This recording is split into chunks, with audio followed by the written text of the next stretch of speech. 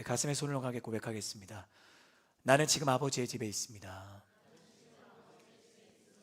나는 예수의 이름으로 일어섭니다.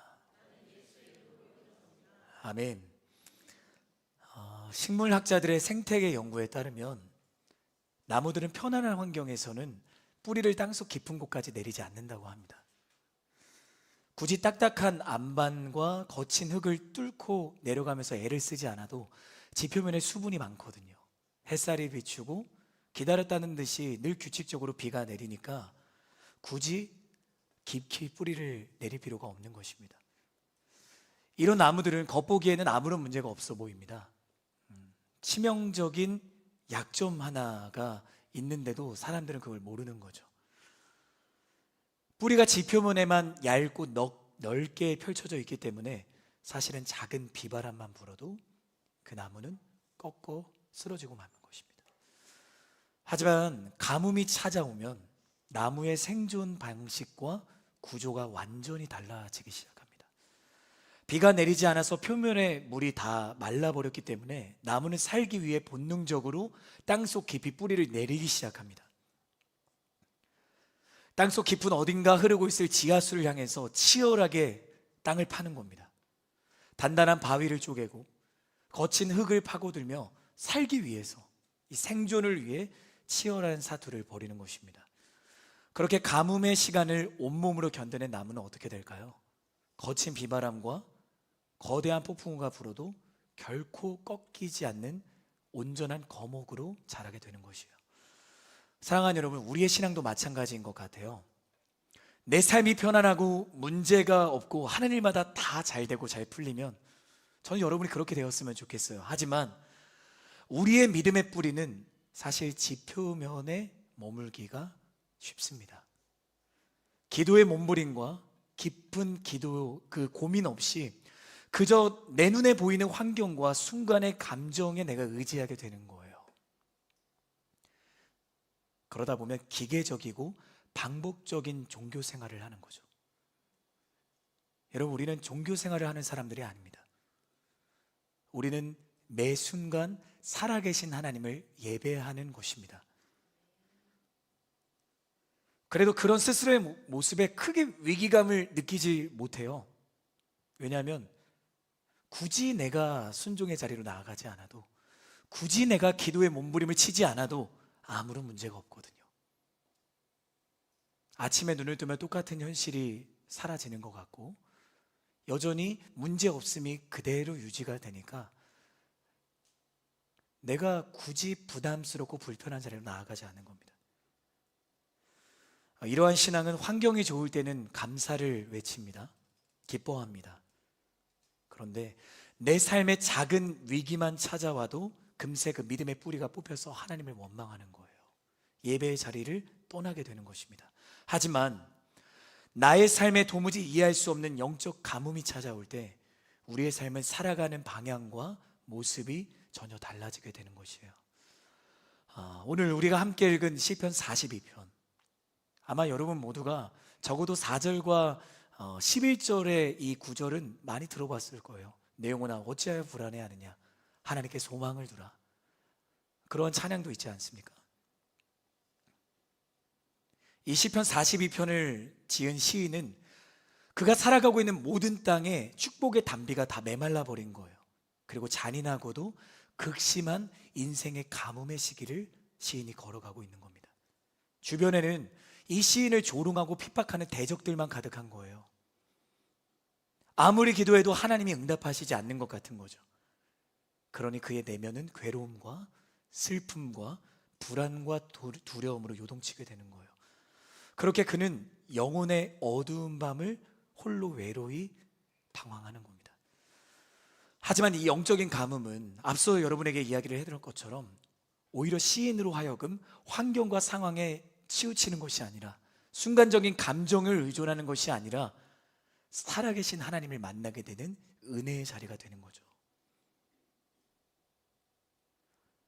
그래서 오늘 본문에서 시인은 스스로를 향해 이렇게 외칩니다. 우리 함께 따라가겠습니다. 내 영혼아 너는 하나님을 바라라. 한 번 더, 내 영혼아 너는 하나님께 소망을 두라. 여러분, 때로 우리 삶에 찾아오는 위기가 있습니다. 우리가 마주하는 크고 작은 갈등들이 있습니다. 그리고 고난과 침체의 시기가 있습니다.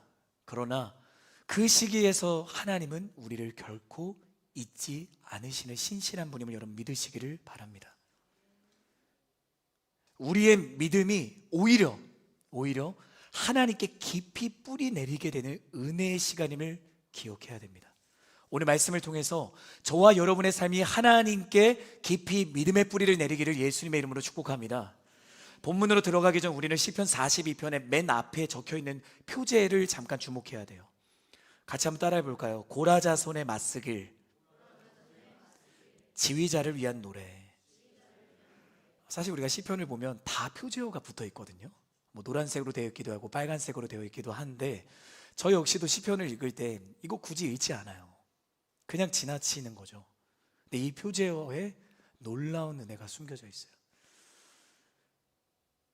먼저 이 시를 지은 고라자손을 우리가 잠깐 살펴보아야 됩니다. 고라자손은 누구인가? 시간을 거슬러 올라가 민수기 16장을 보면 이스라엘 그 광야 시대에 모세와 아론의 그 리더십의 권위에 정면으로 도전했던 한 사람이 나옵니다. 바로 그 사람이 고라입니다. 고라. 이 고라의 최후는 너무나도 비참하고 참혹했습니다. 하나님께서 그 리더십의 권위를 정면으로 도전하는 그를 심판하신 거죠. 그래서 그가 서 있던 땅이 두 갈래로 갈라졌고 산채로 그는 땅 속에 집어삼켜지게 되는 겁니다. 그 이후로 고라의 이름은, 우리 그런 얘기들 가끔 하잖아요. 볼드모트 막 그런 얘기 하잖아요. 절대로 얘기해서는 안 되는, 고라를 얘기하는 순간 이렇게 해야 되는 거예요. 금기어가 되었던 것입니다. 그런데 민수기 26장, 조금 더 시간이 흐르고 나서 우리는 여전히 바보같이 그들을 포기하지 않으시는 하나님의 사랑을 발견하게 되는 거예요. 우리 민수기 26장 11절의 말씀을 우리 자막을 통해 한번 읽어볼까요? 읽겠습니다. 시작. 그러나 고라의 자손은 죽지 않았다. 고라는 갈라진 땅 속으로 비참하게 하나님의 심판을 피하지 못하고 죽습니다. 그러나 고라의 자손들은 죽지 않았다. 하나님이 심판을 거두시고 도리어 은혜를 허락하신 거예요. 하지만 목숨만 건졌을 뿐 살아남은 고라 자손들의 삶은 사실은 그렇게 좋지 않았어요. 그들은 평생을 고라의 자식들, 이 반역자의 자식들, 하나님께 심판을 받은 저주받은 가문들, 지독한 낙인과 사람들의 싸늘한 눈초리 속에서 숨을 죽이고 살아가야 했을 겁니다. 끝이 보이지 않은 상처와 그들 안에 해결되지 않는 그 깨어진 영혼의 어두운 밤이 고라 자손들의 일상이었던 거예요. 자, 그런데 그렇게 절망 속에 살아가던 이 고라 자손들에게 수백 년의 긴 시간이 흘러서 다윗 시대가 열립니다. 다윗이 하나님의 성전을, 그리고 하나님의 법궤를 드리잖아요. 그렇게 하나님을 찬양할 때 다윗이 예배자들을 새롭게 세웁니다. 예배자를 새롭게 세울 때 누구를 세웠는가? 바로 고라의 자손들을 세우는 거예요. 그리고 그들은 예배의 가장 중심인 성전의 찬양대가 되고요, 성전 문을 지키는 문지기가 됩니다. 핏빛 저주로 물들었던 그 심판받은 가문이 이스라엘 역사상 가장 아름다운 예배자의 가문으로 변화된 거예요. 이게 고라 자손. 자, 맞쓰길은 무슨 뜻인가? 히브리어로 따라해 볼까요? 교훈, 지혜, 깨달음. 고라 자손의 맞쓰길이라는 것, 고라 자손이 깨달은 것, 고라 자손의 인생 속에서 그들이 얻은 지혜, 교훈이라는 거예요. 다시 말해서 시편 42편은 단순히 한 시인의 그냥 넋두리가 아니라는 거죠. 감정의 토라가 아니라는 겁니다. 뼛속 깊이 저주받은, 하나님께 심판받은 실패자의 인생으로 낙인 찍혀 살아가다가 먼 시간이 흘러서 다윗 시대에 하나님이 그들을 잊지 않으시고 예배자로 세우시고 성전의 문을 지키는 문지기로 그들을 부르시는 그 은혜가 우리에게 있구나. 여기에서 하나님의 지혜와 영적인 교훈을 그들이 얻게 된 거예요. 그래서 시편 42편을 쓴 거예요. 그리고 이 시편을 읽는 이들마다 당신들의 삶의 영혼의 어두운 밤을 지나고 계십니까? 우리의 인생을 기억해 주십시오. 하나님은 당신을 결코 잊지 않으십니다. 이렇게 그들이 오늘 시편 42편을 쓴 겁니다. 저는 이 시간 이 말씀에 배우게 되는 내용을 여러분의 마음판에 깊이 새기면서 오늘 이 시간 또는 우리에게 다가올 위기와 문제 앞에 그럼에도 하나님을 신뢰하는 믿음을 발견하게 되기를 주님의 이름으로 축복합니다. 우리 세 가지의 메시지를 나누고 싶습니다. 첫 번째, 따라해 주시겠어요? 목마름의 이유를 알아야 합니다. 오늘 본문 1절과 2절의 말씀을 한 번 더 읽겠습니다. 시작. 오 하나님이여,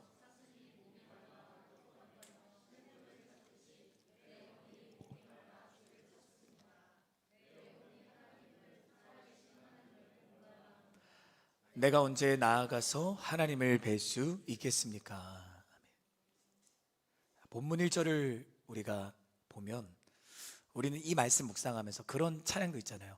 목마른 사슴 시내 물을. 그때 우리는 이제 막 이소부화나, 이제 저는 상상력이 없지만 여러분 상상력 풍부하시니까, 그러면 막 울창한 숲속에서 아름다운 눈망울을 갖고 있는 사슴이 막 종종 걸음으로 이제 시냇물을 찾는 것을 생각을 할 거예요. 그러나 이 본문이 기록된 팔레스타인 지역의 거친 이 지리적 환경과 기후를 안다면 이 구절이 결코 그렇게 아름답지 않다. 오히려 치열한 생존을 벌이고 있는 말씀이라는 것을 우리가 깨닫게 됩니다. 극심한 건기에 이 무서운 사막의 열풍이 불어와서 땅이 다 메말라 버리는 거예요. 그래서 골짜기에 있는 조그만 이슬조차도 다 말라버리는 거예요. 사슴이 이제 물을 찾다가 그 갈증을 이기지 못하고 이제는 죽을 위기에 처해 있는 거예요. 그 죽을 위기 속에서 사슴이 물을 찾고 있는 겁니다. 어떠세요? 전혀 다르게 읽히는 거죠. 그래서 오늘 성경은 사슴이 목이 말라 헐떡거리며 시냇물을 찾고 있다라는 거예요. 언제 숨이 멎을지 모르는 그 헐떡거림을 갖고 사슴이 지금 물을 찾고 있는 겁니다. 그렇게 서서히 죽어가고 있는 겁니다. 이 히브리 원어로 목마르다, 우린 갈급하다라는 고백을 많이 표현을 하는데, 이 목마르다라는 단어는 아라그라는 히브리어를 쓰는데, 이 아라그는 단순히 무언가를 원한다는 뜻이 아니라 앞서 이야기한 것처럼 당장 숨이 넘어가듯 헐떡이며 부르짖는 것, 이것을 아라그라고 해요. 당장에 한 모금의 물을 먹지 못하면 죽는 거예요. 맹수에게 잡아먹히거나 극심한 탈수로 골든타임을 놓치고 죽을 수밖에 없는 절박한 상황인 것입니다. 고라 자손은 지금 하나님을 향한 자기의 목마름이 마치 헐떡거리며 숨이 언제 멎을지 모르는 사슴과 같다. 내 영혼이 그렇게 목마릅니다 라고 고백하고 있는 겁니다. 청년의 시기는 우리의 인생의 전체 여정 중에서 그 어느 때보다 깊은 갈증과 목마름을 느끼는 시기라고 생각합니다. 남들에게 뒤처지지 않기 위해서 스펙을 목말라 합니다. 직장 상사나 사람들로부터 인정받기 위한 인정에 목말라 합니다. 앞이 보이지 않는 불투명한 미래 앞에서 안정적인 삶에 대해서 목말라 합니다. 나의 외로움과 상처를 보듬어줄 만남을 목말라 합니다. 끊임없이 우리는 목말라 합니다. 그러나 지금의 목마름이 채워져도 우리는 더 깊은 갈증을 느끼고 더 원하는 거죠. 더 갈구하는 거죠. 헤어질 수 없는, 헤어나올 수 없는 그 공허와 갈증의 원인을 모른 채 우리는 계속 결핍 속에 살아가는 겁니다. 근데 오늘 말씀은 우리에게 결핍의 이유가 무엇인가를 분명하게 말씀합니다. 하나님의 임재의 부재. 하나님이 나와 함께 하심을 느끼지 못하고 있기 때문에 내가 목마른 거고 내가 결핍을 느끼고 있는 겁니다. 저는 지금 내 안에 설명되지 않는 목마름과 결핍을 갖고 있다면 지금 이 시간 세상에서 그 답을 찾지 않고 하나님께 답을 찾는 우리 모두가 되기를 예수님의 이름으로 축복하는 것입니다. 이 목마른 사슴처럼 극심한 영혼의 가뭄을 맞이했던 한 사람이 있습니다. 바로 우리가 저번에 함께 살펴보았던 엘리야. 이 엘리야는 너무나도 멋진 사람이었어요. 하나님의 하나님 되심을 드러냈고 850명의 거짓 선지자들로부터 그가 당당하게 하나님을 승리를 외쳤던 사람입니다. 근데 불과 하루 만에 여왕 이세벨의 살해 협박 쪽지 한 장에 그의 멘탈이 와르르 무너져 내리는 거예요. 그래서 살기 위해서 도망갑니다. 광야로 들어갑니다. 그리고 그가 어떻게 했을까요? 하나님, 나 이제 죽여주세요. 나는 이제 아무것도 할 수 없습니다. 제발 지금 내 생명을 거두어 주십시오. 그렇게 죽기를 구하고 있는 겁니다. 영적인 번아웃을 맞이한 거예요. 자, 그때 하나님이 엘리야를 찾아가십니다. 자, 하나님 어떻게 하셨을까요? 하나님이, 너가 명색의 이스라엘의 대선지자인데 너가 지금 무너지는 게 말이 되니? 일어나라. 하나님 이렇게 말씀하셨나요? 아닙니다. 찾아가셔서 어루만지시고 숯불에 구운 떡과 마실 물을 그의 머리맡에 두시는 거죠. 먹고 마신 다음에 엘리야는 또다시 영적인 잠에 빠지죠. 그러나 하나님 포기하지 않으시고 다시 다가가셔서 그를 어루만지십니다. 하나님께서는 엘리야에게 충분한 쉼을 주시는 거예요. 영적인 탈진 상태에 이른 엘리야에게 당장에 필요했던 것은 이세벨에게 맞서 싸울 힘이 아니었던 거예요. 여기에 놀라운 영적인 원리가 있는 거죠. 우리 앞에 이세벨과 같은 문제가 있을 때 내가 하나님께, 하나님 이 문제를 해결해 주세요. 내 앞에는 이세벨을 없애주세요. 우리 안에 그런 분이잖아요. 충분히 엘리야의 눈앞에서 이세벨을 막 땅에 집어삼키게 하시든, 하나님이 뭐 진짜 통만 해도 진짜 이세벨은 바로 그냥 빠빠이일 텐데, 근데 하나님 그렇게 하지 않으시고 충분한 쉼을 주시는 거예요. 그리고 다시 사명을 갖고 일어나서 가라라고 하시는 거죠. 저는 여러분이 이 가운데 기도의 방법을 배우기를 주님의 이름으로 축복합니다. 우리에게도 이세벨과 같은 문제가 있잖아요.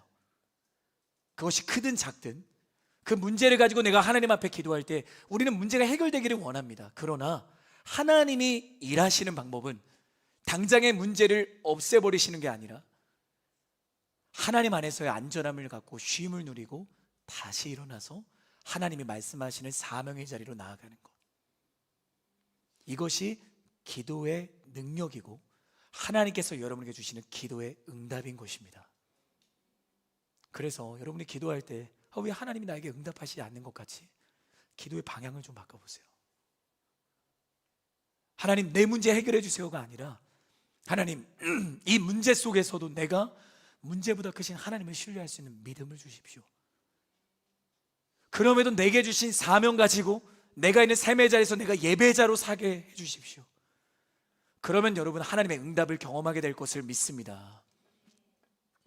오늘날 많은 청년들이 자신의 내면에 영적인 공허함과 침체가 찾아올 때마다 엉뚱한 방법으로 해결을 하는 거예요. 세상의 즐거움이나 쾌락에 손을 뻗어요. 어떤 이들은 돈, 성공, 커리어, 아니면 마약, 유흥, 남들에게 말 못할 그런 추악한 것으로 나의 이 빈 공간을 채우려고 합니다. 또는 어떤 이들은 자극적인 미디어나 끊임없이 쏟아져 내려오는 SNS의 흐름 속에서 자신을 방치해버리는 거죠. 이 쇼폰 콘텐츠와 쾌락을 쫓으면서 잠시나마 현실의 막막함을 잊어보려고 하는 거예요. 계속 엄지를 계속 올리는 거죠. 그러면서 이제 자야겠다. 때로는 사람과의 관계 속에서 위로를 찾으려 애쓰기도 합니다.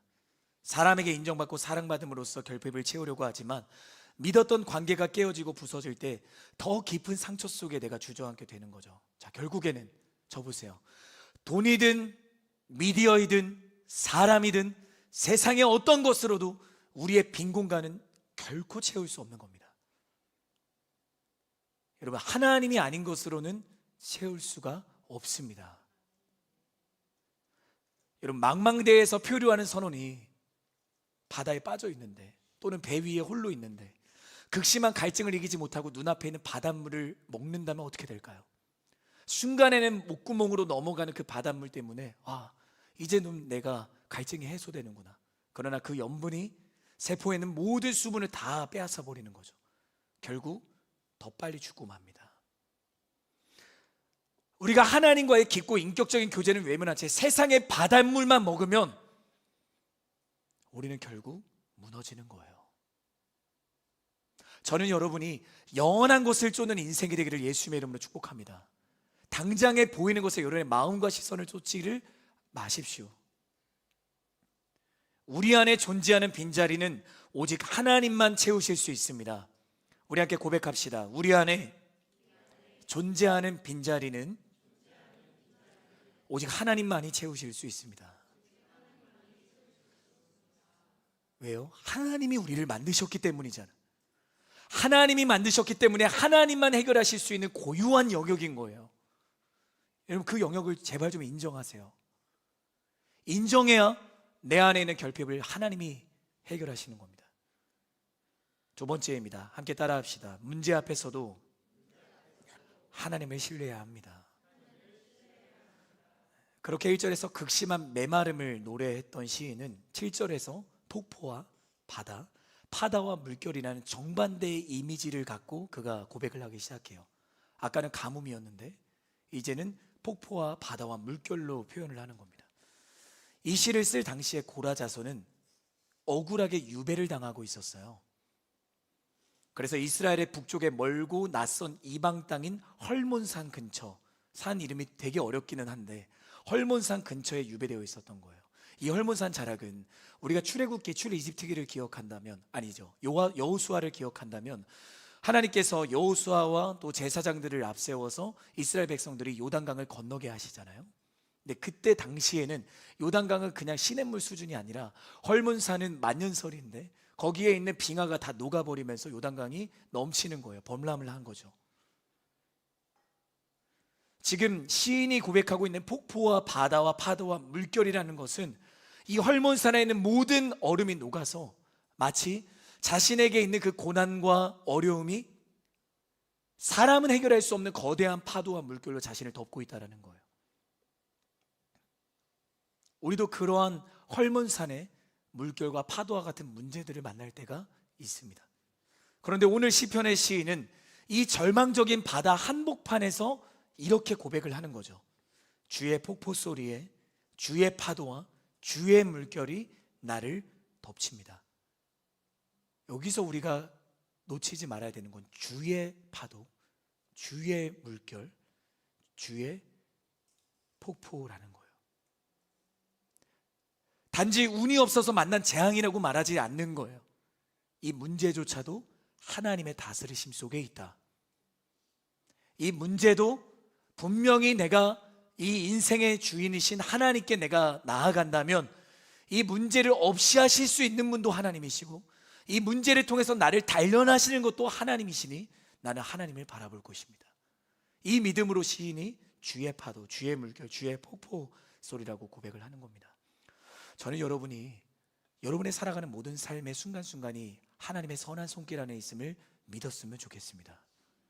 더 나아가 그는 4절에서 놀라운 결단을 합니다. 우리 4절의 말씀을 한번 더 읽겠습니다. 시작. 지난 날들을 생각해 보면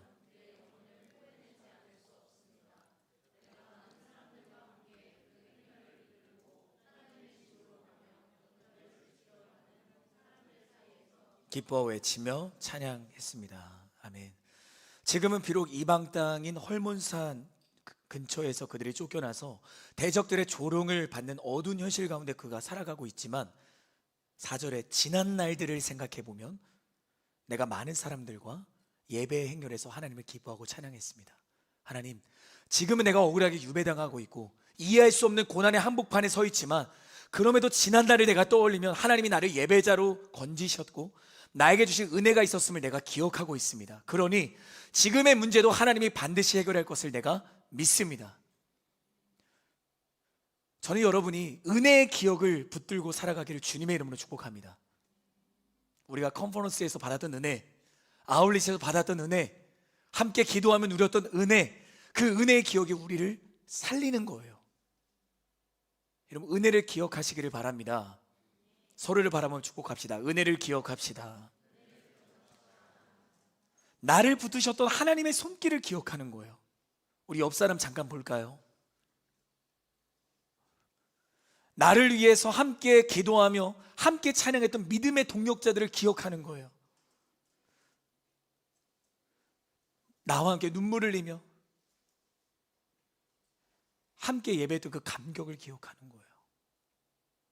근데 그 은혜의 기억이 주저앉아있던 나를 일으켜 세우는 겁니다. 사랑하는 여러분, 우리가 지금 어떤 문제 앞에 서 있으세요? 어떤 상처가 여러분에게 있으세요? 내가 마치 고라자손과 같이 이방 땅에 홀로 유배당한 것 같으세요? 그렇다면 이제 고개를 들어서 여러분 안에 함께 하시는 하나님을 바라보기를 바랍니다. 여러분의 영혼에 새겨진 은혜를 기억하기를 바랍니다. 우리 리더십들이 목사님이 설교 때 러닝 얘기를 얼마나 하시나 한번 세워보자. 그래서 오늘은 안 하려고 했는데 해야 돼서 제가 되게 많이 지금 탔잖아요. 러닝을 한 흔적이거든요. 그래서 이제는 저희 아내도 더 이상 타면 이제 케냐 사람이 될 것 같다. 제발 좀 어두운 밤에 뛰어라. 이제 그렇게 말씀을 하시더라고요. 제가 이제 순종을 해야 되니까 이제 그렇게 해야 될 텐데, 근데 저는 여기서도 우리의 신앙을 보게 되는 것 같아요. 우리가 기도하고 우리가 찬양하고 말씀의 자리에 치열하게 있으면 우리에게는 은혜의 흔적이 새겨집니다. 여러분 아멘이십니까? 저는 여러분 안에 은혜의 흔적이 새겨지기를 주님의 이름으로 축복합니다. 나무가 있잖아요. 이 나무가 잘려진 것들, 여러분 그것을 보면 나무의 밑동에 나이테가 있잖아요. 비가 내리고 가뭄이 찾아오고 또 비가 내리고 가뭄이 찾아오고 그때마다 나이테에 한 줄 한 줄이 새겨지는 거예요. 그 나이테의 흔적이 있기 때문에 그 울창한 나무가 되는 거죠. 그런 것처럼 저는 여러분의 영혼에 새겨져 있는 나이테, 그 나이테를 발견하였으면 좋겠습니다. 내가 은혜의 기억 때문에 살아가고 있는 거구나. 눈앞의 상황이 우리를 속이고 절망 속으로 우리를 무너뜨릴 때마다 사단이 너가 아무리 은혜 받아도 소용이 없다라고 우리를 무너뜨리려고 할 때마다 우리는 하나님이 주셨던 은혜의 기억으로 맞서 싸워야 됩니다. 아니다, 하나님이 나를 반드시 지키신다. 하나님은 나의 기도를 듣고 계신다. 예수의 이름으로 사단의 유혹을 뿌리쳐야 되는 것입니다. 우리 마지막 세 번째입니다. 따라합시다. 감정에 끌려다니지 않고 진리 앞에 온전히 복종해야 합니다. 오늘 본문 5절과 11절의 말씀을 함께 읽겠습니다. 5절입니다. 시작. 오 내 영혼아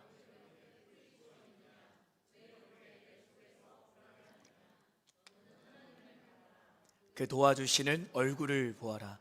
내가 오히려 그분을 찬양하리라. 오 내 영혼아 왜 이렇게 풀이 죽어 있느냐? 왜 이렇게 내 속에서 불안해하느냐? 너는 하나님을 바라라. 내가 오히려 그분을 찬양하리라. 그분은 내 얼굴을 도와주시 내 하나님이십니다. 아멘. 그렇게 칼같이 덤벼드는 수많은 대적들 가운데서도 시인은 내 영혼아 왜 이렇게 불안해하느냐? 너는 여호와 하나님께 소망을 두라. 우리 가슴에 손을 얹고 고백합시다. 내 영혼아 왜 이렇게 불안해하느냐? 왜 이렇게 걱정하느냐?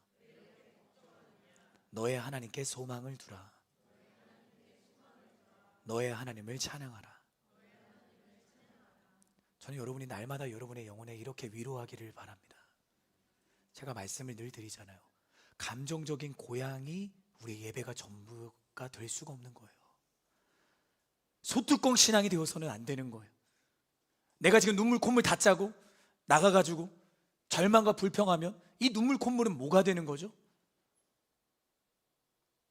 두 손을 들고 내가 주님을 찬양하고 밖에 나가서 내가 다른 사람들을 험담하고 비난하고 미워한다면 이 찬양은 뭐가 되는 거죠?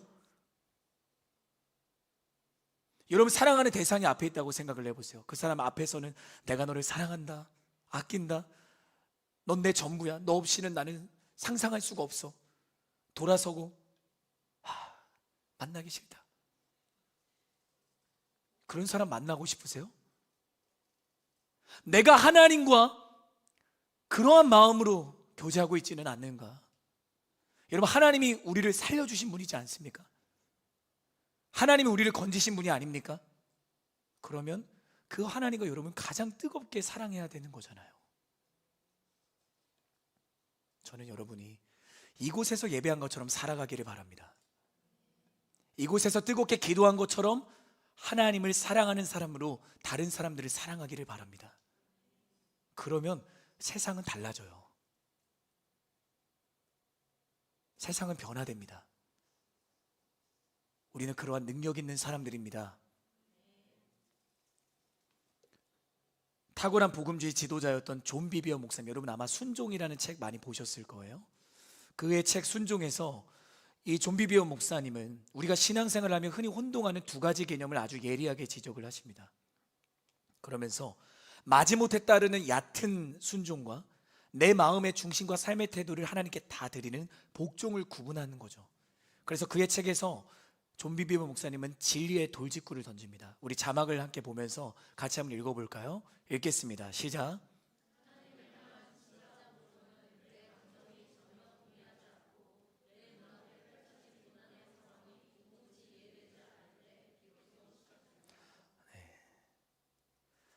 삶에서 모든 것이 내 뜻대로 잘 풀려서 할렐루야 주님을 찬양합니다 외치는 거는, 죄송해요, 시험 들지 마세요.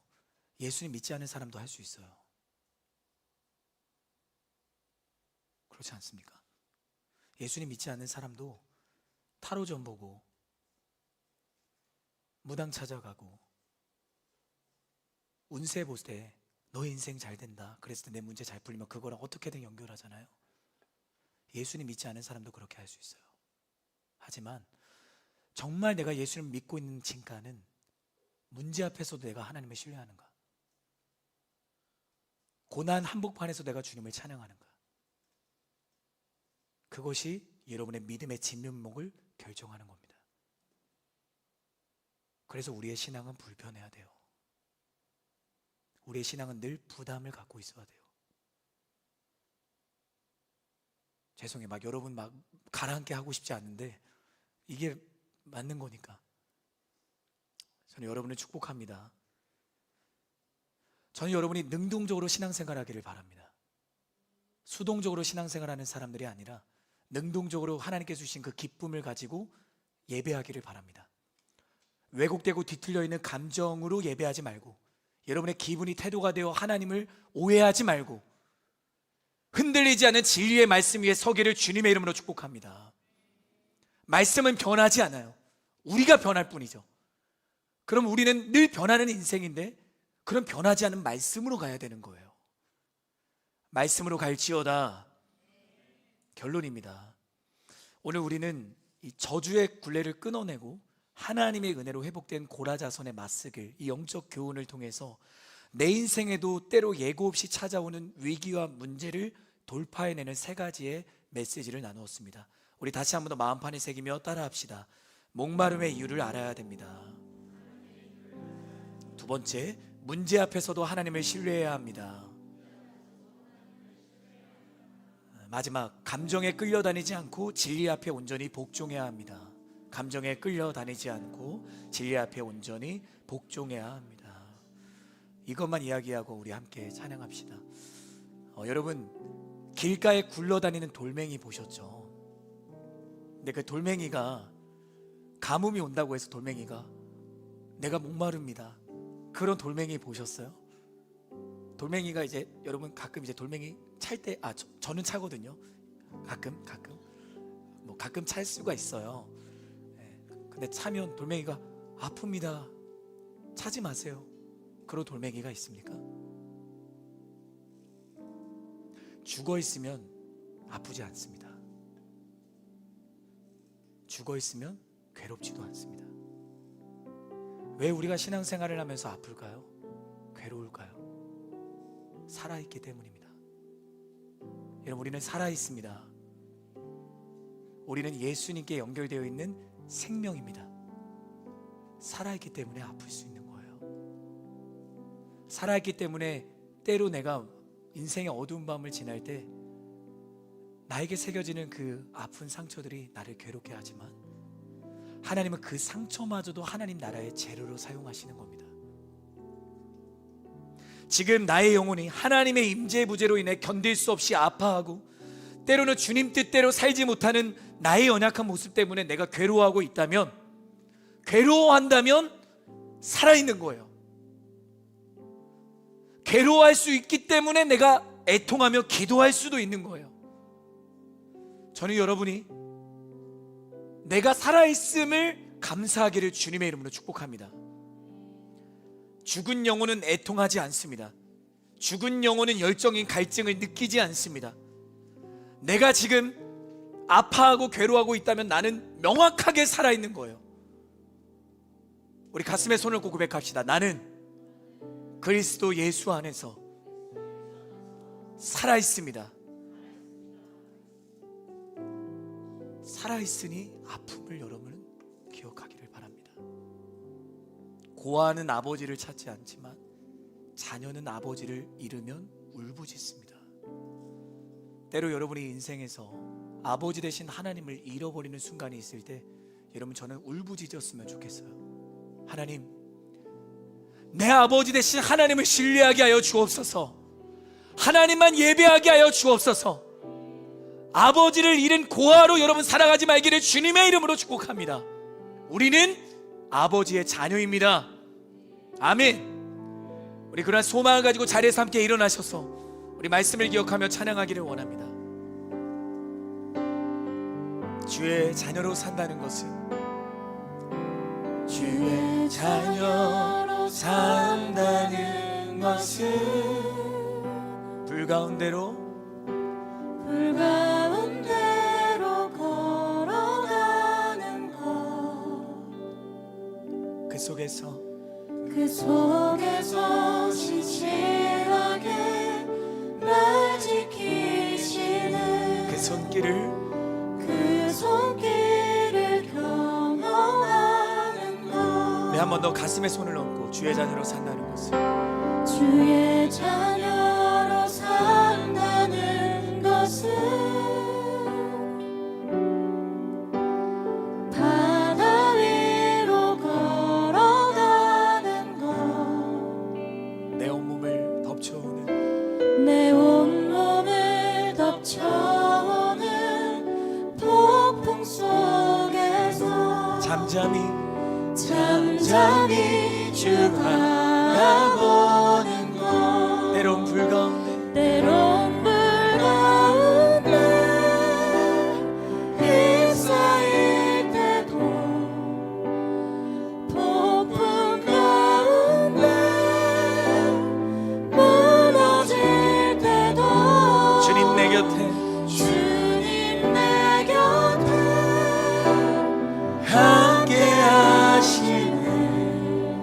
가장 가까이에 함께 하시네. 우리 한 번 더 믿음으로 고백합니다. 주의 자녀로 산다는 것은, 주의 자녀로 산다는 것은 나도 그들을 용납하는 것, 나를 위해 달리신 십자가 사랑, 그 사랑으로 살아가는 것. 주의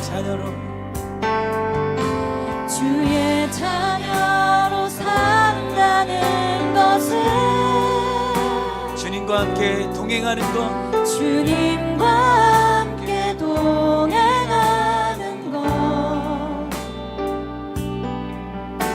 주께서 지신 십자가 기꺼이 지고 주와 함께 걸어가는 것. 간절히 고백합시다. 때론 불 가운데 휩싸일 때도, 폭풍 가운데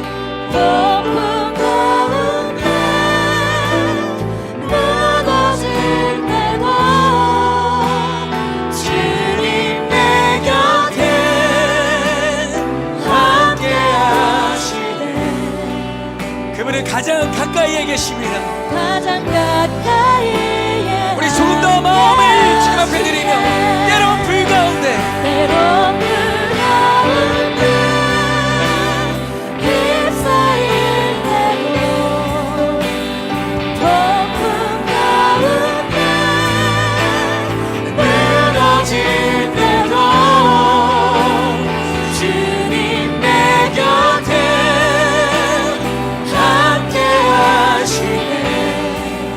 가장 가까이에 가장 가까이 주님 내가 목마릅니다. 다시 한 번 더 때로 불 가운데 때로 불 가운데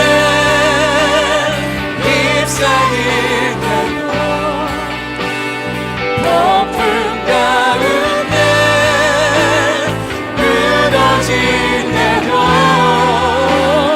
주님 내 곁에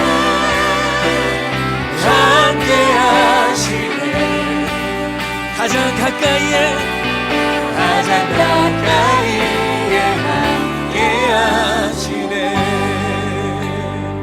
우리 진짜 말씀을 기억하며 기도하기를 원합니다. 기도할 때 하나님, 내가 이 시간 주님의 이름을 부르며 기도할 때 목마름의 이유를 알게 하여 주옵소서. 내가 왜 목마를까요? 내가 왜 갈급할까요? 그 갈급함의 이유를 주님 보게 하시고 세상의 다른 것들로 그 갈급함을, 그 빈 공간을 채우는 자들이 아니라 오직 하나님으로, 오직 말씀으로, 오직 십자가의 은혜로 그 빈 공간이 채워지는 놀라운 은혜를 경험하는 기도의 연장이 되게 하여 주옵소서. 우리 시간 주님의 이름 한번 외치고 함께 기도하며 나아갑시다. 주여!